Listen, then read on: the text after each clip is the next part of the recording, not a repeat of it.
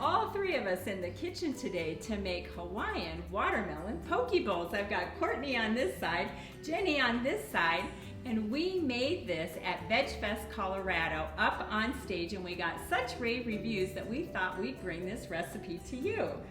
So hang loose. We've got a lot of great food coming up. Hi, I'm Debbie. And I'm Courtney. Welcome to the home of Almost Vegan Cooking School. Courtney, we're going to be building these poke bowls one layer at a time. Now this is a system that I came up with because I'm all about the presentation at the end. But the first ingredient, we are so lucky because we've got fresh greens from your garden. Beautiful greens. We pulled these this morning from our garden and washed them, and they look great. You can really use any type of greens that you have growing or that you have in your fridge. This is a combination of a few different types of lettuce. We have some spinach and chard and kale, and you could use microgreens, really anything at all. So let's flip over to the rice. Now the rice I put as a second layer on the bowl because I like to highlight all of the toppings, and you can really go all out on this or restrain yourself. But in this class, we're going to show you a lot of different possibilities. I chose black rice just because it's so much fun and it's so festive. I did have to go to an Asian grocery store to find it.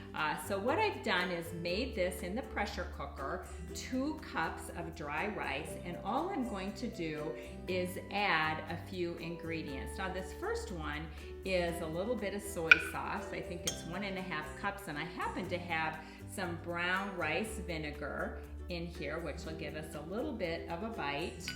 And then I want to add a little bit of sweetener, and in this case it is date syrup. And then we're going to incorporate all of that and do a taste test and make sure that I like the way it's seasoned. I'm so glad Jenny is here today because one of the toppings we're going to put on our poke bowl are shaved green onions, and she's an expert at it. When I first met Jenny, she used to talk about her pink weapon. I had no idea what you were talking about, but today she's going to demonstrate how she uses it with scallions.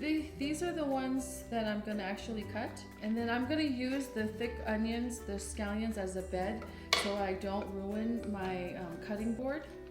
And so I'll start with 2 green onions, and you just use this and just shave or paint, and then turn it around and do the other end. And if you need to, if you can't do it in the air like this, you can just put it down on the other scallions and use it as a platform. And there you have it, like very long. Yeah. And when it's long, it causes volume. It helps with the volume. Which adds such beauty at the top of almost anything. You know, you have to have volume in your hair to look nice.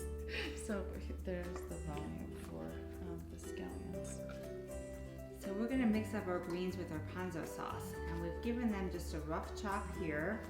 We're going to finish up with this last batch of greens. Again, just a little rough chop to make them bite-sized pieces. And we will add those to our bowl and make our sauce.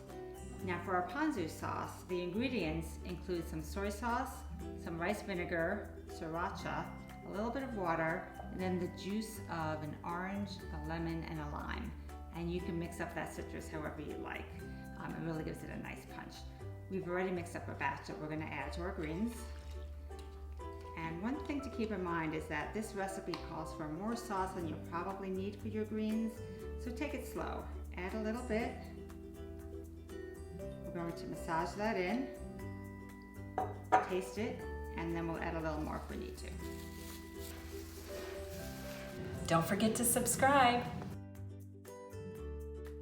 You're gonna love this sauce. It's just vegan mayonnaise and sriracha. I've got 1 cup of mayonnaise, a 1/4 cup of sriracha blended together, and that's it. Now sometimes this is referred to as an aioli sauce. We're using 2 store-bought ingredients that have a long shelf life, and if you love this sauce like we do, you can prepare it and keep it in the fridge and use it for all kinds of things. But it's also a wonderful sauce over our poke bowls. And I like to put it in a squeeze bottle. So this is, you just need a little funnel. Now if you'd like a mayonnaise that is oil-free, we did a video, cheeseburger video. We called it a chipotle sauce using cashews. And that is a few more ingredients that you can whip together in your blender, but both of them are fantastic. We're ready to assemble our poke bowls, and we are starting out with our greens and our rice as the base. And now Debbie's gonna take care of all the fun stuff. Yeah, and boy, do we have a presentation here. I think I'm gonna start a little of these shaved greens that Jenny did for us earlier in the center. And then I've got some edamame over here. And I like to put the edamame on the bottom because it's bright green, and then I'm gonna put some of our watermelon chunks on top of that. Red cabbage.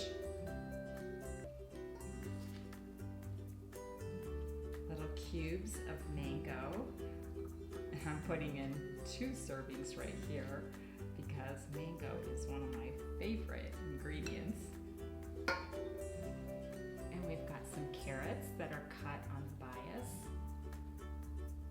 And some cucumber cut on the bias.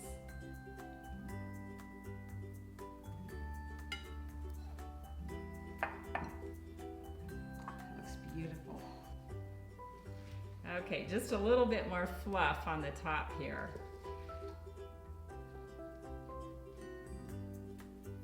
And then I'd like to squeeze a lime over the top.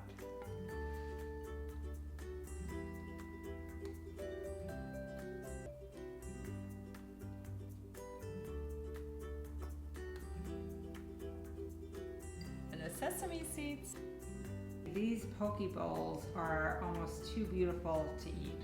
I know. I feel like that sometimes too when I'm working with all these gorgeous vegetables, but then I like to take a picture of it, and of course, you know, I do love the eating part too. Well, I can't resist either. I've been dying to try this. We hope you enjoyed our time together. And if you like cooking with plants, be sure to visit almostvegancookingschool.com and enroll in our online cooking course. It's all in an effort to heal our bodies, heal each other, and heal our world. One recipe at a time.